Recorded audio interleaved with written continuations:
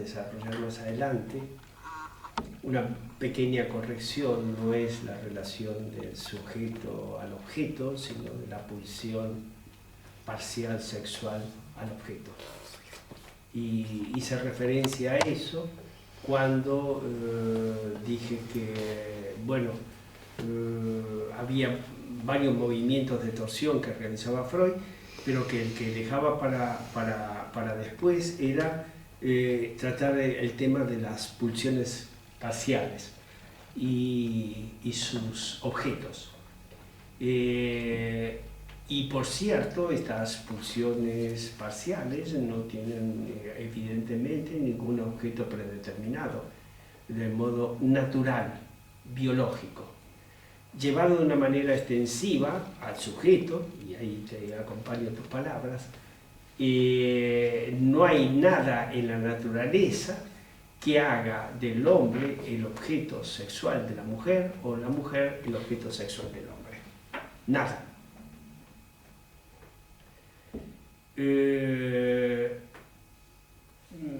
Evidentemente hay un...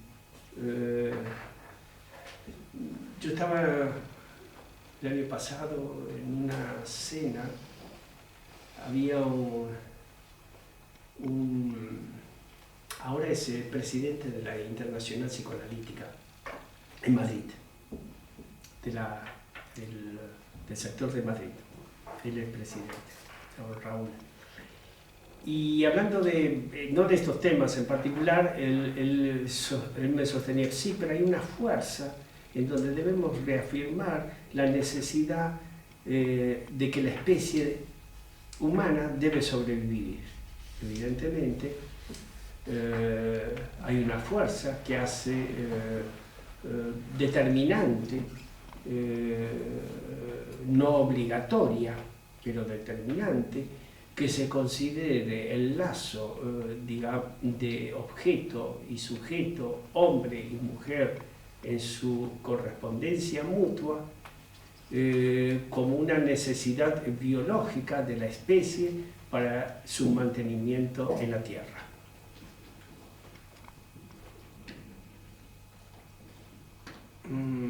La sombra de aquellos que utilizan el sexo de una forma no reproductiva aparece como una amenaza a esta ley. Desde el onanismo hasta el fetichismo, pasando por cualquier forma que no garantice esa cultura para la especie humana de mantenerse en la Tierra sobreviviendo. Esta sombra ideológica, sobre todas las cosas, yo creo que pesa en el mundo actual, como ha pesado durante generaciones, y ha creado condiciones tanto en diferentes campos, desde la medicina, la psiquiatría, el psicoanálisis, la pedagogía, de considerar como desviada de ese fin natural a toda conducta sexual que no lleve de una u otra manera, o no asegura de una u otra manera, la procreación la procreación y el mantenimiento de la especie en la Tierra. El psicoanálisis ha sido partícipe también de esto. Y en las diferentes pensadores de diferentes lugares aún se sigue sosteniendo ciertas formas de prácticas sexuales como prácticas desviadas. ¿Desviadas de qué? De su fin. Cuando estamos por otro lado sosteniendo que el objeto y el sujeto, como tú dices, no tiene una relación natural predeterminada. Pero es evidente que sostener esto al mismo tiempo choca con algo que es una vigencia ideológica en nuestra comunidad humana.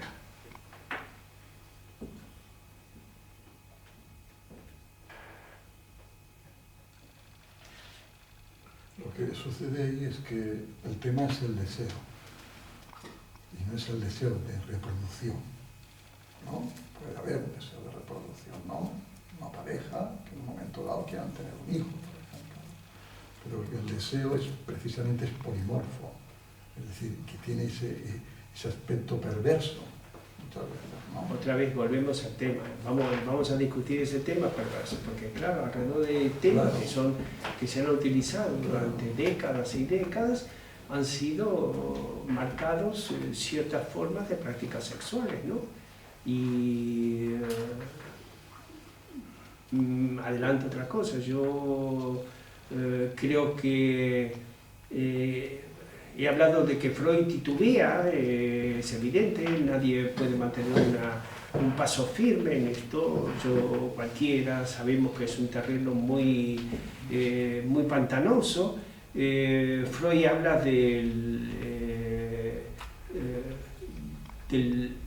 por un lado, trata de apartarse del concepto de degeneración que domina sobre las formas sexuales que no son procreativas, y digo procreativa porque hablo de esta división hombre-mujer. Y esta división hombre-mujer supone que hay algo que se marca como normativa.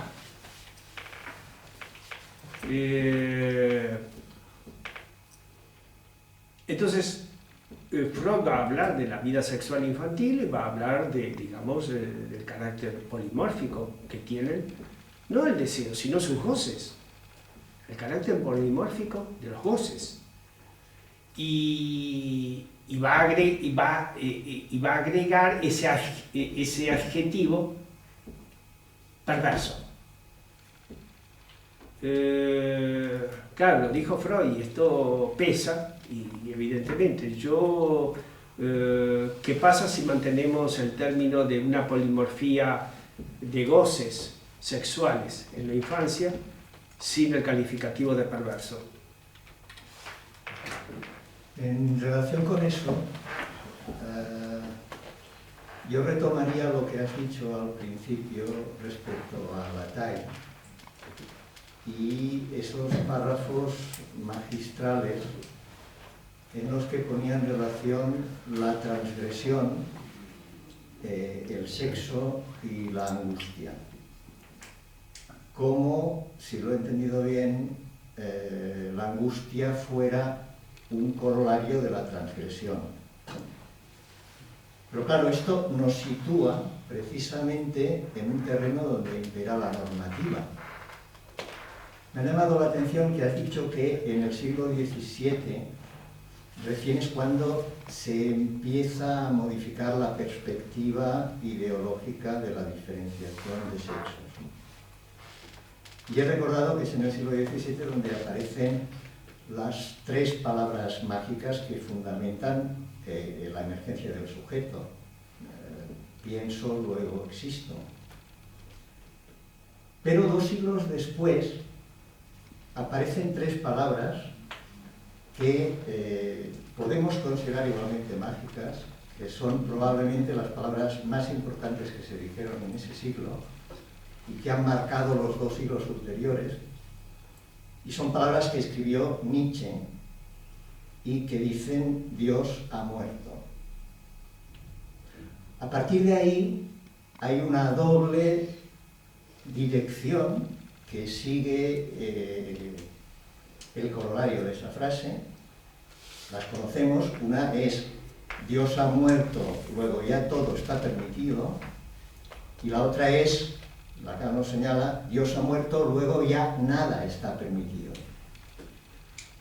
Claro, esa manera de considerar el vacío con el que nos enfrenta Nietzsche, que es un vacío donde la única normativa es que no hay normativa, produce una angustia que yo no sé si podríamos calificar de diferente a la angustia de la transgresión. Y una angustia para la cual el sexo sería alivio y no estímulo. Con lo cual, si conseguimos situarnos en ese lugar donde el vacío es lo que nos fundamenta, ahí podemos entender, como tú decías, y me parece que vas a decir también la próxima vez, que hay un solo sexo y que todos compartimos este solo sexo. Entonces, hay también una sola angustia.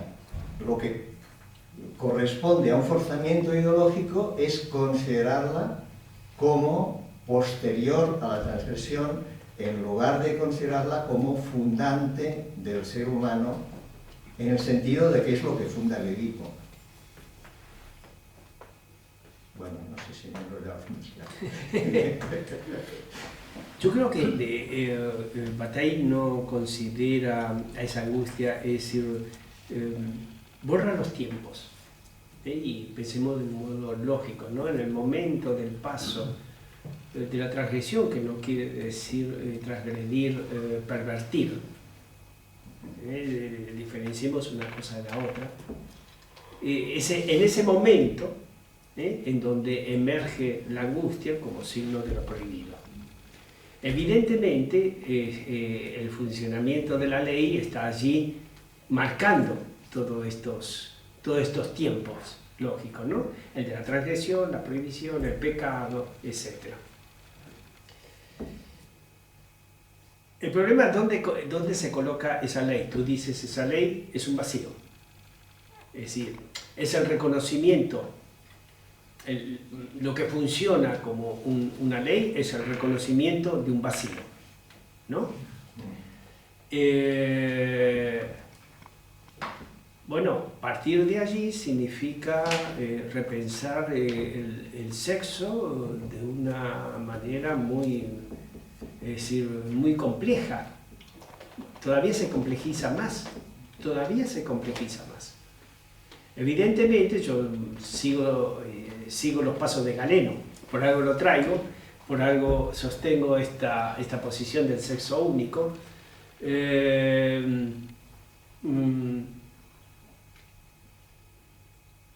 Y esta posición del sexo único abre un abanico inmenso de posibilidades de ejercicio del goce sexual. Hay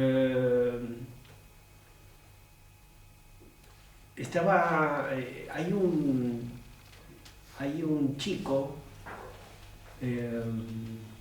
que se graba a sí mismo y se acuerda en YouTube. Yo pierdo estas cosas. Se graba en YouTube, entonces él hablaba de las relaciones intersexuales. Los intersexuales parece que quieren casarse. Están apareciendo formas diferentes, ya no es que los heterosexuales se le exige el casamiento, ahora los homosexuales desde hace tiempo solicitan ese mismo derecho, sino que los intersexuales. Entonces este chico, que es muy divertido, un chico joven, de unos 20 y pocos años, decía, ¡qué variedad de sexos! Porque se podía juntar él con ella, pero ella podía ser él un día que viniese a casa y él pudiese ser ella, pero podían ser los dos intersexuales, con lo cual se juntaban dos parejas a hacer el sexo.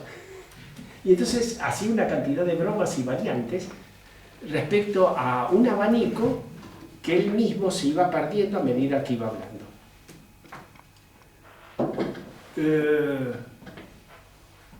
Estoy tratando, como Freud hace, y en eso estoy tratando de separar el sexo de los genitales, de la biología y de la anatomía de los genitales.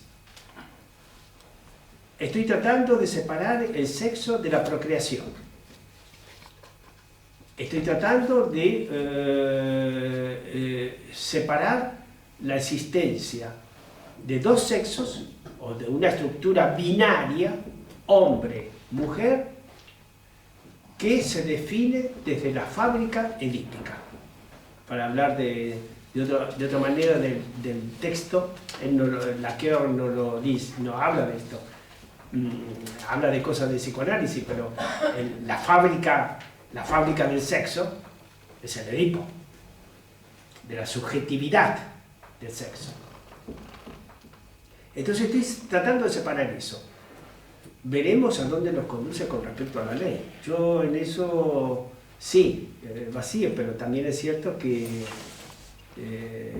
ese vacío ordena y organiza.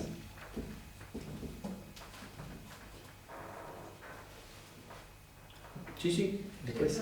Resumiendo muchísimo, sí, me ha parecido entender de sus últimas palabras que, retomando el famoso banquete, el diálogo Sócrates-Alcibíades, si he comprendido bien sus palabras, tengo la impresión que subraya el hecho de analizar esta relación, que lo importante es la relación que surge entre Alcibíades y Sócrates, o viceversa, al margen de que Alcibíades sea hombre o mujer. Sí, no, indudable. Yo voy sería una conclusión de lo que dice. La próxima vez voy a traer la intervención de Aristófanes, de Platón, en donde habla de los tres sexos y habla de los hermafroditas, y utiliza Platón un calificativo ahí en el texto, muy parecido a que el personaje de Eugénides va a hablar de sí mismo, ¿no? Y como va a hablar Foucault, ¿no? De lo monstruoso, de seres que son disformes, que no cumplen con las reglas, ¿no? Hay unas reglas normativas, y esas reglas normativas están por la división, digamos, heterosexual hombre-mujer. Esto es así. Y por supuesto que estoy defendiendo formas abiertas, y estoy discutiendo, vamos a seguir hablando de esto, y estoy abriendo el tema del sexo, que ha sido clausurado en esa forma, ¿no? Inclusive con propuestas lógicas. Pero sí, perdón, sí, después. Yo te iba a pedir la etimología de perverso, pero mientras contestabas miré en internet y está totalmente fuera de norma social. Claro. Entonces es pura y simplemente una convención. Sí. Porque aquí lo no perverso es circular con el coche por la derecha. Y eso en Inglaterra es rotundamente perverso. O sea que lo que propones es una lucha social. Bueno, así lo han tomado muchos colectivos. El mismo personaje lo dice, ¿no? Yo no he participado, estoy en la Asociación de Intersexuales, pero esto es una lucha política. Así lo ha tomado Foucault. Es una lucha política. Y es, digamos, una lucha que toma estructuras de saber y del poder sobre el sexo. Pero además de ser una lucha política, es una lucha individual. Sí, claro. En la que cada uno se posiciona. Claro. Si puede, si sabe, si tiene los elementos. Claro que sí. Claro que sí. No entrar dentro de estas dos líneas verticales para cualquier sujeto supone una lucha interior terrible. No entrar en este sistema binario, o eres hombre o eres mujer, significa, desde el punto de vista de la construcción subjetiva de ese sujeto en su propia historicidad, una lucha terrible. Este es un tema que me deja un poco perplejo, porque como bien estaba hablando Luis y hemos hablado aquí, hay una gran lucha lucha entre el concepto de lo que es defender la supervivencia de la especie, que exige la heterosexualidad reproductiva, con el problema individual que hablaba Luis de expresar tu propia sexualidad. Y lo que me ha causado esta conclusión a la que me he llegado escuchándoos a todos es que no hay paz para el individuo que no siga la gran normativa, porque es casi imposible aceptar la realidad de que tu existencia no va a contribuir a la supervivencia de la especie. Esa concepción, por mucho que podamos intentar comprender nuestra individualidad o la de los otros, cambiando las normas, aceptándolas, hay una gran estructura darwiniana, si quieres, o de gen inteligente que va hacia un camino que está por encima del individual y que va siempre a dificultar mucho esa paz psicológica interior del individuo. Entonces de repente me has dejado perplejo porque ya no veo el camino de salida para los perversos. Tampoco lo veo para nosotros, ¿eh? Tampoco lo veo tan claro para nosotros.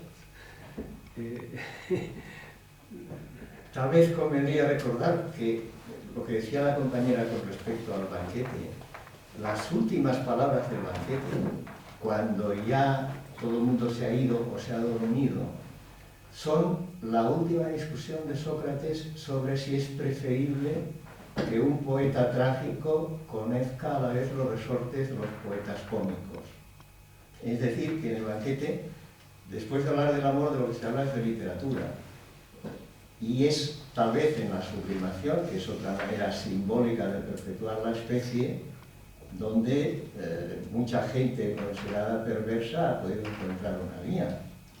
Y donde muchos de los no perversos también la están buscando, ¿no? O sea que el ser humano tiene probablemente también estos recursos. Pero agrego otra cosa. Si es verdad lo que planteaba Vicente, y creo que es verdad, la postura, digamos, de Freud, de esta no determinación natural entre sujeto y sujeto sexual, no hay nada predeterminado naturalmente. Desde ese punto de vista somos perversos todos. Porque la mujer para un hombre puede ser un fetiche, como lo puede ser el hombre para la mujer. Es decir, un objeto que ha sido fetichizado y que, por lo tanto, tan perverso es aquel que elige el camino de la heterosexualidad como aquel que elige otro tipo de caminos. No hay nada que predetermine naturalmente el lazo entre el sexo de un hombre con algo o de una mujer con algo. Y no necesariamente un hombre tiene que tener una mujer ni una mujer un hombre. Entonces, lo voy a traer también la próxima vez, me están haciendo adelantar cosas, pero Freud, desde esta perspectiva, él va a decir que la heterosexualidad para él también es un problema. Un problema porque,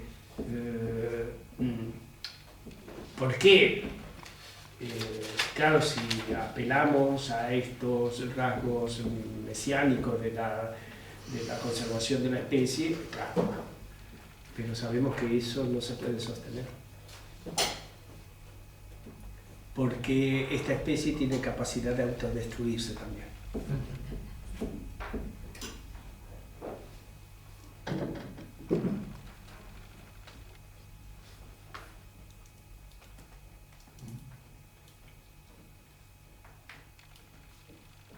Me hundes el discurso optimista. No, simplemente digo lo que voy a sostener durante todo. Es decir, no crea que van a saber algo más del sexo aquí, sino dejo abiertos caminos, interrogantes, y me gusta mucho que se abran todas estas puertas, que se dialogue, que se discuta desde perspectivas distintas. Me parece que todas son válidas y que todas tratan de alumbrar algo de la oscuridad del sexo, ¿no? Pero que no podemos, lo que sí me opongo radicalmente es a seguir sosteniendo, a buscar en todos los diccionarios, es decir, bueno, es decir, y malo porque la palabra perversión no la contemplaba. No la contemplaba. Mejor. Pero es claro que este es un tema importante, ¿no? Y ya lo dije la vez anterior, no estamos hablando de banalidades, el tema de la perversión, y así llegó a mucha gente a Auschwitz, ¿eh? Es un concepto estadístico. Es un concepto estadístico y social. Y cuando estamos en petit comité, lo estadístico y social, si hemos decidido que lo abandonamos, lo abandonamos. Sí, pero es un concepto médico, evidentemente, es un concepto que tuvo su peso en la psiquiatría y sigue teniendo su peso y ha contaminado también el psicoanálisis.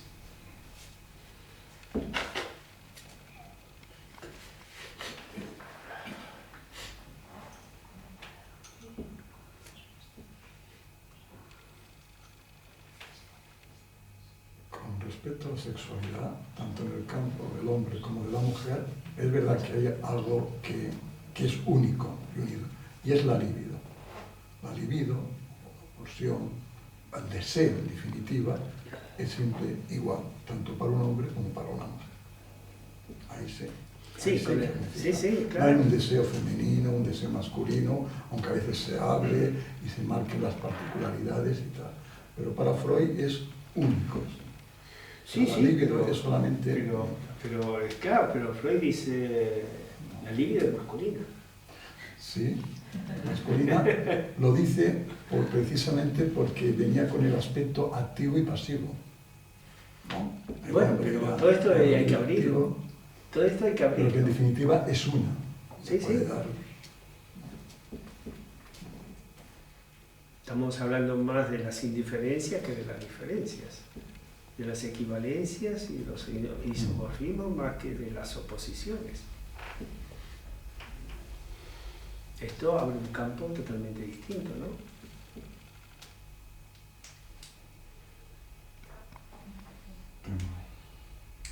¿Hasta qué época se sostiene lo de Galeno? Lo de Galeno, ¿hasta qué época se sostiene? Y hasta 1600. Y la embriología de algún modo no va desde sus orígenes, ¿no? El conducto de Müller, el conducto de Wolff, es decir, creo que la descripción que hace en el texto más o menos es correcta desde el punto de vista embriológico clásico que hace este texto de Eugenides. Sí. Absolutamente correcto, es decir, esas equivalencias están presentes y esto estamos hablando de fines del siglo XIX, es decir. Porque creo que en las tribus indígenas indios norteamericanas la figura, las personas hermafroditas tenían un lugar privilegiado. ¿Sabes cuál? Sí, bueno, como hechiceras, tenían un lugar como posibles hechiceras, tenían digamos como un lugar de estatus. Si el estatus, por ejemplo, eran los ancianos, ¿no? Después casi que venían personas de estas condiciones, porque tenían características de los dos, por lo tanto eran más valiosas.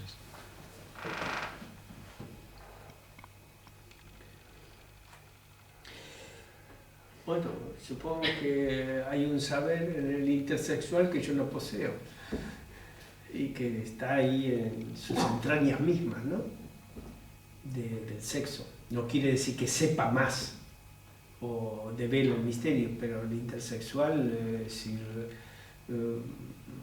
lleva la potencia al máximo de esa alternancia de ambos sexos, en un sexo único.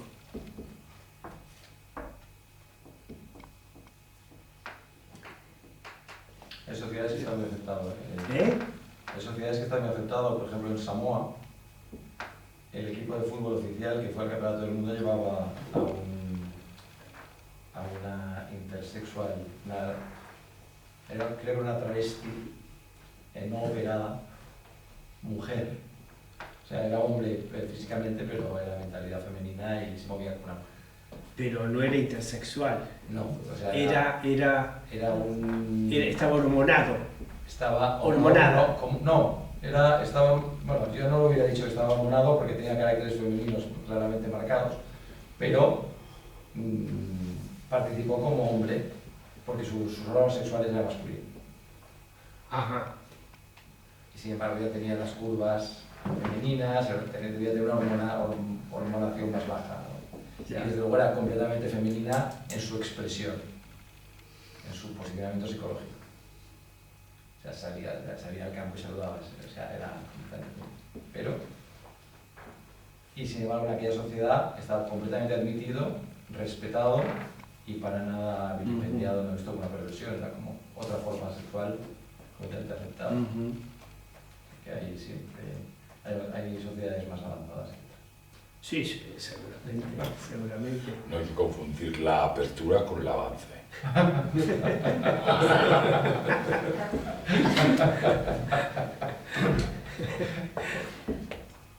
Bueno, aquí creo que es el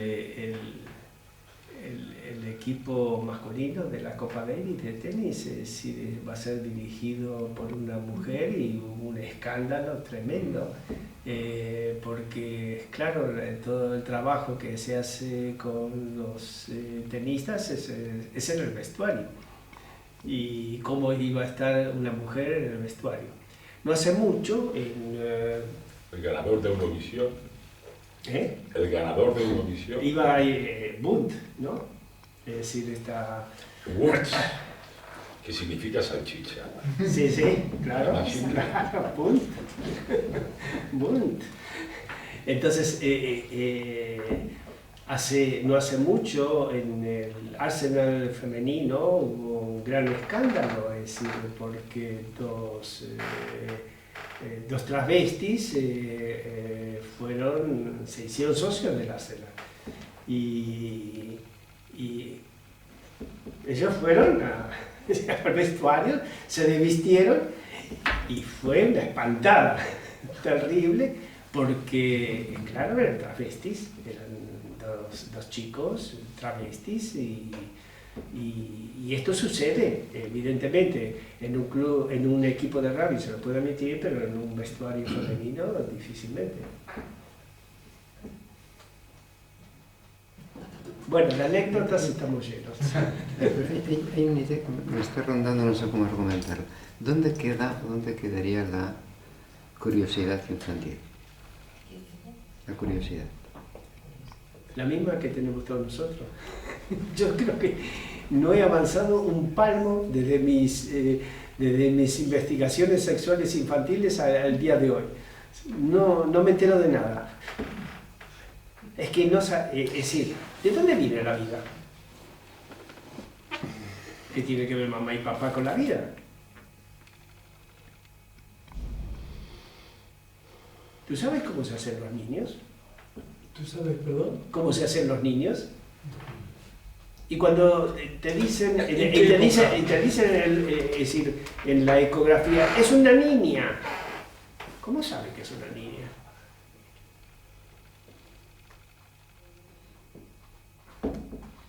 O dice, es un niño. ¿Cómo sabe que es un niño?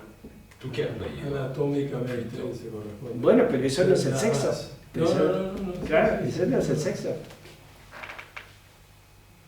Y después resulta que esa niña, sin tener ningún trastorno, o ese niño, sin tener ningún trastorno somático o hormonal, quiere vestirse de niña. Y le gustan los vestidos de niña. Y le gustan los juguetes de niña. Y los padres dicen, pero si nos han dicho que es un niño. Es que la anatomía, ni la biología, ni la genética puede dar cuenta de nada de esto. Ni la educación.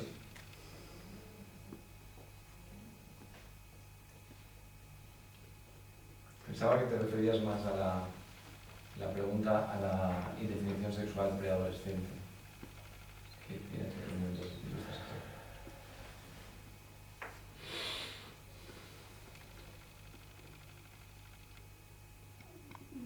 Indefinición. Bueno, Ya. predefinición. O, llámalo, bueno, ¿estamos capacitados para cualquier cosa?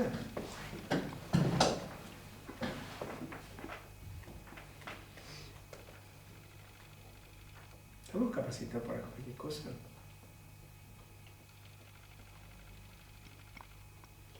Hay matrimonios heterosexuales, con hijos, mayores, y uno de sus miembros, digo hijos mayores, uno de sus miembros decide vivir en pareja con alguien de su mismo sexo.